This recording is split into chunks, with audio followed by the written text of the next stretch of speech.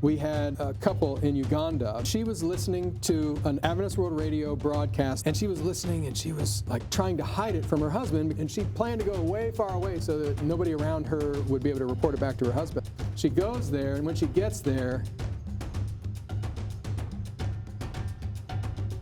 you do more harm than good if you stir up interest in a territory and don't bind it off. Right. So you can actually send signal from Guam into North Korea, into China. So let me ask this. We're going to get to AWR, what it is, what they do, what's going on with AWR, but I want to get to know Jim Howard a little bit. Okay. How do you end up in ministry? I mean, very few people start out in life saying, I'm going to be a minister. How does Jim Howard get there? So I had a pretty unorthodox path. For one thing, I can say, if I could take it way back, that my parents were Adventists, but they left the church. Okay. So I grew up from the age of about 9 or 10 till I was 22 without any real religious upbringing. And then I'd always still called myself a Christian, so I decided that at some point I need to read a little bit of the Bible just so that I don't embarrass myself if somebody were to ask me. So literally, I moved away I was going to the University of Missouri. I moved to where my parents lived for various reasons. So you weren't a religion major at the University of Missouri. What were you doing? I was in engineering. Oh, engineering, no kidding. Oh, you're one of the smart kids. And then not exactly, because I didn't do the best. We had a house with 5 guys, and it was a party every weekend. That was kind of the way it was. And so my grades were not that great. That was actually one of the reasons that I had to move to Ohio, was because my mother told me, if you come to Ohio State, you can transfer all your credits, but you start your GPA over. Really? I was like, oh my. So, that was never offered to me. I know. You know, I told my kids, like, your dad had a 4.5 GPA, and I did, because I was doing the same thing as you. And the dad, how do you get a 4.5 extra credit? No. My school was on a British system, a 9-point scale. It was like I had a solid C the whole time. You just don't have to mention that part. And my kids are grown now. Exactly. Yeah. So no, similar path. And funny enough, I became a believer at 22. Wow. Yeah, I know. Okay. And I was a party kid at the university. And Very so interesting. you go to the University of Ohio. I went to, so I go and moved to Ohio State, and while I'm there, I decided to just read a little bit of my Bible, and didn't have a Bible worker come to my door, didn't go to an evangelistic meeting, nothing like that. I just began to read my Bible, and in a few weeks I had been converted. I had to go through the whole change and leaving friends behind and all those things, but the Lord gripped my heart, revealed himself to me powerfully. And so I knew then that was like the passion of my life, but I was just about to graduate, and at that time I had transferred from engineering to accounting, so I actually started working as an accountant. I had 2 offers at the end of my, after graduating. One was for like public accounting, and one was for a company. And so I started working for a company, corporate accounting, and worked that way for about 10 years and was just active in the church. I wasn't really, wherever other people in the company stayed late and tried to impress, I just went and gave Bible studies, and I was just active layperson, did about everything you can think of in the church in terms of holding office and that sort of thing, because I just loved being involved in the church. What was it like then? You walked into a church then after, basically not being there. You studied the Bible, giving your heart to the Lord. You walk into a church, and I heard you say you're giving Bible studies. You just walk in and you become a Bible worker? No. When I first started going to the church, first of all, this is probably longer than this particular program has, but I can tell you that it was not an immediate, my parents had left the church, and so they left a lot of sour ideas about the church. Okay. So we had to do some unlearning and learning what the church really teaches and everything else, and once I became more solid, then I started being much more active, and I immediately saw the need to be reaching out. And so I gave a lot of Bible studies during those years, and I as a layperson, I tried to always have at least one Bible study going. Yeah. And, I didn't always hit it, but usually I did, whether it was a small group or a personal study. And it was the experience I had with that really was where I really sensed the calling of God.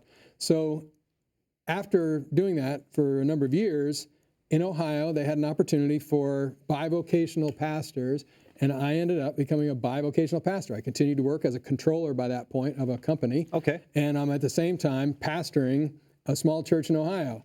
And I did that for a few years until certain conferences that didn't mind that I was this guy who didn't have a theological education and everything else.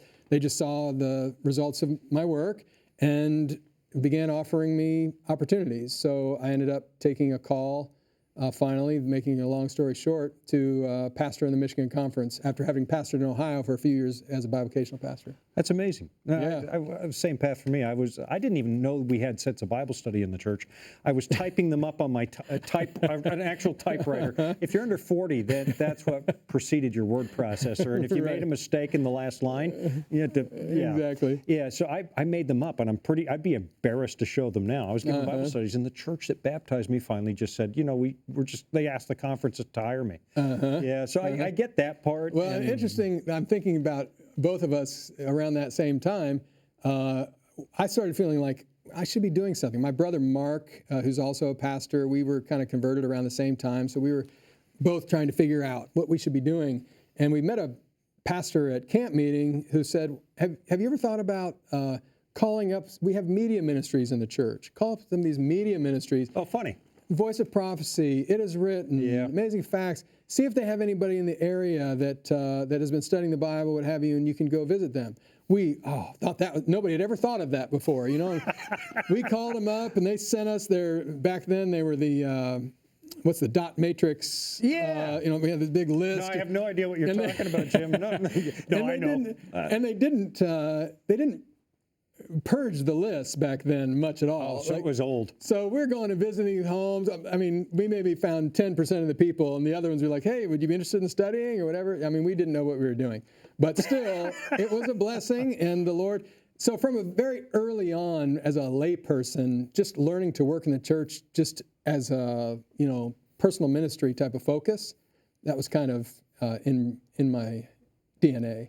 And then after pastoring for a little bit, got into pastoral ministry without really having all of the normal path that most people have. Mm-hmm. Sure.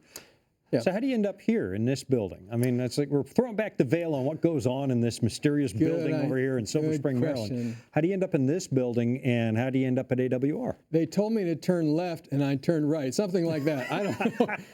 I honestly was in Michigan. I pastored there for several years, and then I ended up getting invited to the conference office to serve as the evangelism coordinator and personal ministries director. I think I knew of you in those days. Yes, and so and we're having some success with some of the things we were doing and having a good experience. And so I had certain friends, just an interesting tidbit, who really appreciated my ministry and heard about certain things that were open at the General Conference and actually put my name in. I had a friend specifically who told, I put your name in, whatever. Okay, whatever. And then later he told me, I spoke to the person I gave it to, and he said that he couldn't consider it because you don't have the theological education. And I remember going home and telling my wife, good news. We did not have to never do this. We will never have to worry about that. I mean, not that I was ever against it, but I thought, I'm in the middle of these things. I want to get done with what I'm doing, and then maybe I'll go and get my master's or something, and then be more available if the Lord needs that in order to use me. But a few months later, I got a call because an opportunity opened up as an associate director at the GC, and the director at the time, who was Ramon Canals, he's current ministerial secretary here, he saw that would be positive, and after much discussion and then discussion with the administrative committee here, they decided that, as long as I get an education while I'm working here at my master's from one of the institutions that we have. So that's what we ended up doing, and I started working as an associate director here. Oh, wow. So associate director, 2017. But now you are heading up AWR. Yes. Right? Adventist World Radio. Now, I love radio. I have listened. I've never slept through the night once in my whole life. I have a radio by my bed since the age of 8, and I used to listen to a little AM transistor radio all night, every night as a little boy. And I still have a Sangean by the bed, a shortwave radio. by the master bed, and then in the guest room where I go when I can't sleep and I'm driving my wife nuts, I have a Grundig sitting there and I still listen. And I've got to say, shortwave these days is probably 90% preachers. Yeah. And they can be soporific. They can help you just slip into slumber. But I still listen, even though my smartphone means I can get those channels crystal clear digitally. Yep. There's still something about running that whip out the window and getting that. It was the internet of 1910, folks. Don't shortwave radio. So AWR. Tell us a little bit about it, what's going on. For if somebody's been living under a rock, what is AWR? Yeah. So AWR is Adventist World Radio. We're the international broadcast ministry of the Seventh-day Adventist Church. Right. We do much more than radio, but radio is our core ministry. And a lot of people wonder, well, radio, that's older than television, which is older than the internet, so, what use is that? But the statistics show that people are listening to radio at high levels. You have, in the U.S., probably over 80% of the people who listen every week to some radio. Yeah, I'm one of them. So it's a very influential medium still all over the world. Yep. So Adventist World Radio, we have a family of Adventist stations around the world in many different languages, and that's our core ministry. We also have, as you mentioned, shortwave radio. Yep. We have a station in Guam that can send signals, just for the non-radio folks who may be listening. You have FM, which can go about 50 miles or so, and then you have AM that can go a couple hundred miles, depending on the time of day. And then you have shortwave that can go thousands of miles. Right. So you can actually send signal from Guam into North Korea, into China, into various different places. So that's a way for us to reach into closed countries. The challenge is you have to have the shortwave device, and those are kind of going by the wayside to some degree. So we're having to evaluate. Yeah, sadly, Grundig doesn't even exist anymore. It's Eaton now. Yeah. So, but we still do shortwave, and it still is effective. It's just kind of diminished a little bit. But we also are very much ministering to hard-to-reach areas. So this is kind of a special burden of AWR. We not only believe in that because radio can reach past borders. It can, go into places that are politically closed and other things. So radio is very effective for that. But we have solar-powered God pods that also go into territories where they don't have literacy.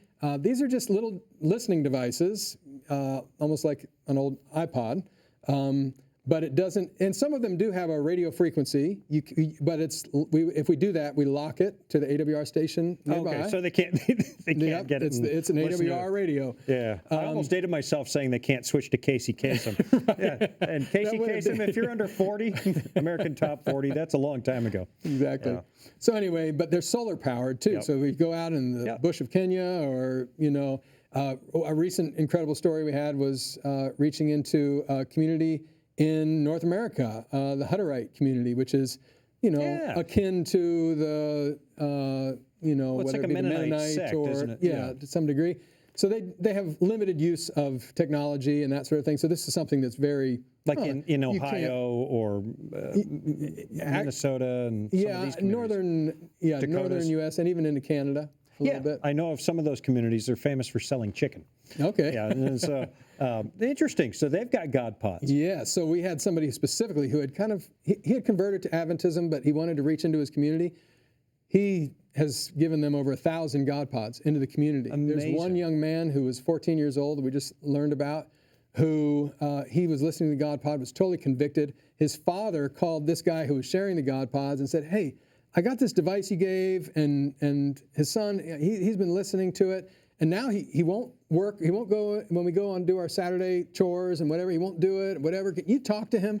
And so they talked to the young man, and I mean, on this God pod, you have the Bible, you have evangelistic, sermons and that sort of thing. He listened to a whole series of evangelistic sermons, and he was in the middle of writing a book. He's still writing a book on Adventist doctrine, just from the God pod. Amazing. And he said, "Do you think that Adventists would accept Hutterites?" Yeah. And his friend was like, "Of course." And he said, "Okay, because I want to win the Hutterites." And this guy is literally writing a book on Adventism, only just from this God pod and sharing. Really? So this is the kind of thing that happens with God Pods, because it goes into territories where they don't have a lot of other stimuli and that kind of thing, and so it's just really impactful. Young man, if you for some reason see this, I will buy a copy of the book when it gets done. I just will, and I will hand it out. So, Amen. Yeah, Amen. That's amazing. So we have a lot of success with that ministry, and a lot of people support it. But we also, just to kind of flip the switch a little bit, we really believe in the partnering with the local field. Yeah, you do. Local churches, local divisions, et cetera. And so we have regional offices that work with all the way down to the local church in-person evangelistic effort to help, just guide the reaping process of winning these people who we're reaching through radio and other means. Yeah, I know that. I know that you guys have a soul for soul winning, a heart for it, and that you've been involved in some remarkable things all over. I mean, I was recently in PNG. You guys played a huge role there, hundreds of thousands. I mean, it went remarkably well, and I love the approach. Is like you bring the resources that you have, the talents, the skills that you have, but you're right, it still happens one-on-one, right? It's just like people join a local church. They don't join your office here in the building. And what happened in PNG, I think, is just the tip of the iceberg for what AWR has been involved in. Absolutely. Yeah, when you look at what happened in PNG, AWR, before I got here, was going to plan a large, evangelistic effort with the team there, the Union and the South Pacific Division, and it got blocked because of COVID. Yeah. So because of that, the local field said, we're going to keep working and we're going to get ready. And they just worked and worked and worked, and didn't happen for 3 or 4 years. And then when the AWR team was able to come and hold actual events like health event, and then the evangelistic you say it event, like it was a handful of events. It was like 2,000 events, wasn't it? Yeah. It's a lot of Well, there were over 2,000 sites. Yeah. I mean, it was incredible. It was incredible. And the stories out of there, they continue to come. But you're also busy everywhere else, too. I mean, I know I wish we had hours with Jim, because what AWR does, folks, is phenomenal. But you're busy all over the world. You've mentioned Guam. We've gone to the South Pacific. Where else are you guys busy? Everywhere. Yeah. One of my first trips when I came to AWR was to go out to Thailand, to our regional office for Asia Pacific, which is our largest region. And I went to an Asia Missionary Congress and just listened to the reports from all of the various countries throughout Asia, sharing the evangelistic efforts that they were making, conducting, and just to see through radio, through in-person evangelism, through training, through God Pods, through various ways, the connection between the local field and AWR. AWR's partnership in Asia, throughout Asia, is just incredible. It's a hand-in-glove type of situation. You look at Europe, hard to reach territory. Yeah, and I'll just say half of my family still lives in Europe. My parents are immigrants, and I think I've got 48 first cousins. We took the Go Ye Forth and Multiply very seriously. 48 first cousins, and I think out of 48 of us, 3 of us attend a church of some kind, and we were all raised in church-going homes, but it's become so secular. Yep. What's it like working in Europe then? It's incredibly challenging. Yeah. But I'll say, we have our regional office over there in London, and I went and visited. We have, a regional director and some other team members there. We went and visited Adventist Radio London and listened a little bit. And I went right into the studio and looked at all of their WhatsApp chat and all of the people. I mean, this is a very secular, very post-Christian territory. It really you know what is. I'm saying? No, it really is. And we were talking to him. He said, and he mentioned, some of the strongest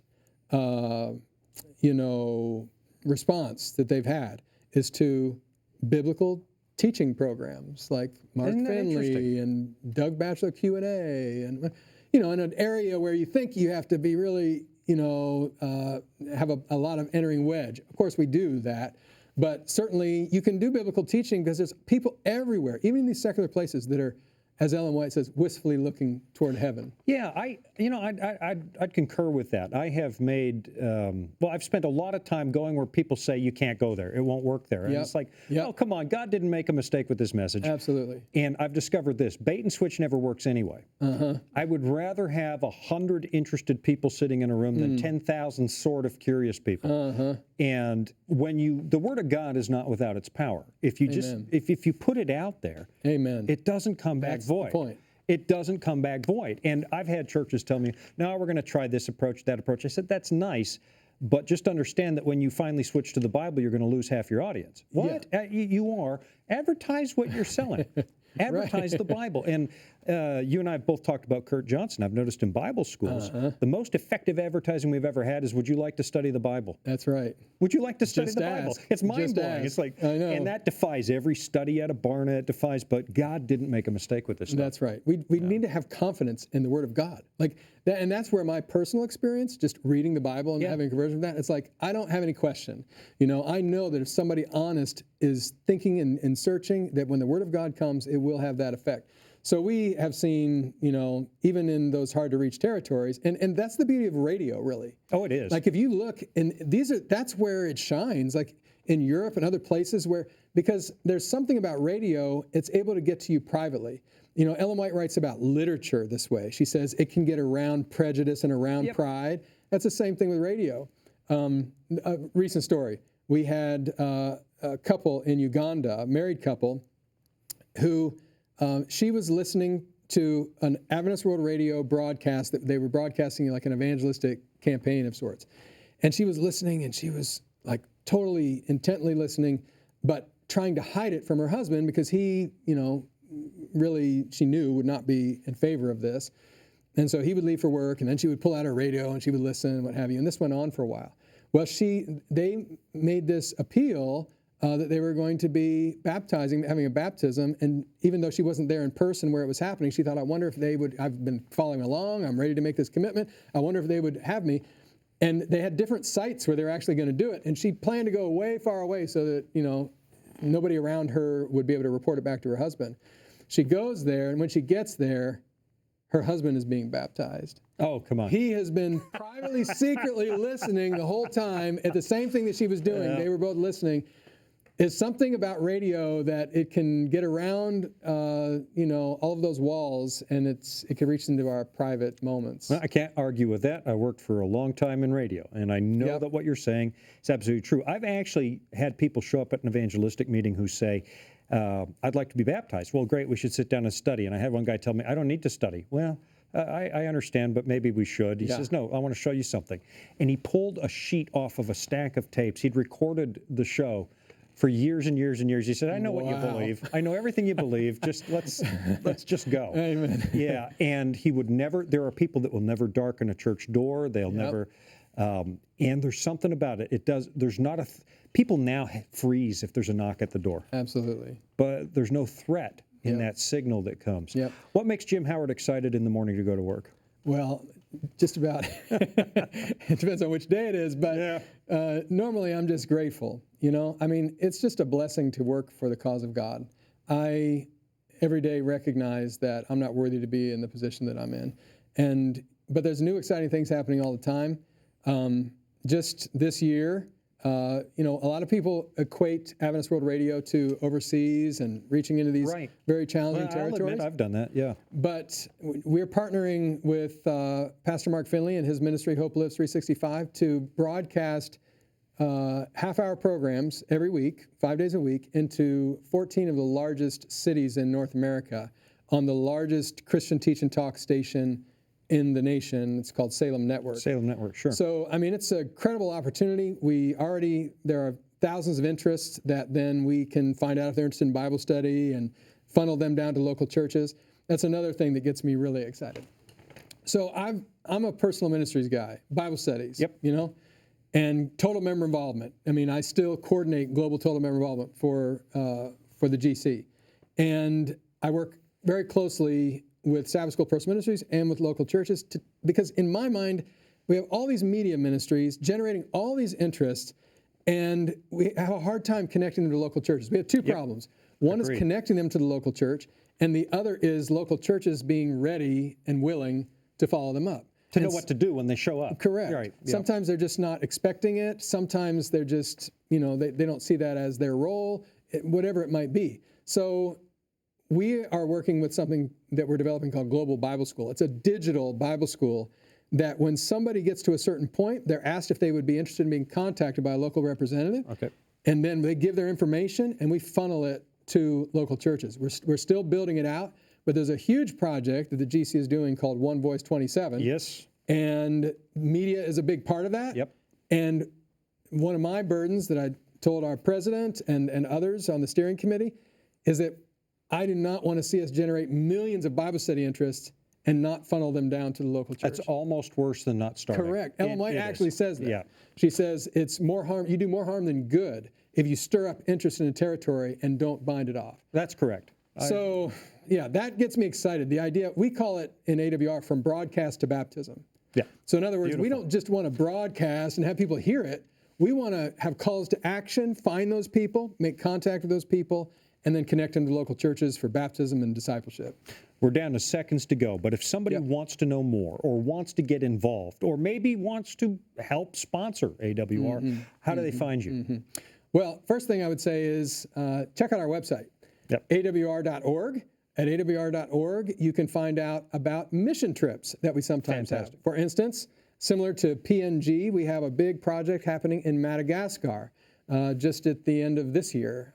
And so there's opportunities, even if that one's filled up, there'll be other opportunities for you to get involved in person with mission trips that we might have. You can also, of course, support AWR with your prayers, support AWR financially. We're entirely donor-based ministry, so we're not necessarily funded by the General Conference. We rely on faithful supporters. But in addition to that, support in terms of the interest that is generated through radio and media being ready in the local church to give Bible studies, to minister to these people, and make soul winning the real mission of your local church. Thank you very much, Jim. I wish we had hours to keep talking about it. There's so much going on. awr.org. Get involved. Pray about it. Support the ministry. And we'll see you again this same place next week on Unscripted, brought to you by the good people at the Adventist Review. I'm Shawn Boonstra. Thanks for joining us this week, and looking forward to finding you here. Oh, click subscribe, would you, on your way out the door? Just click subscribe and follow this. We'll see you next time. Thanks for joining us today for Unscripted. We invite you to check out all the other offerings from the Adventist Review online 24 hours a day at adventistreview.org.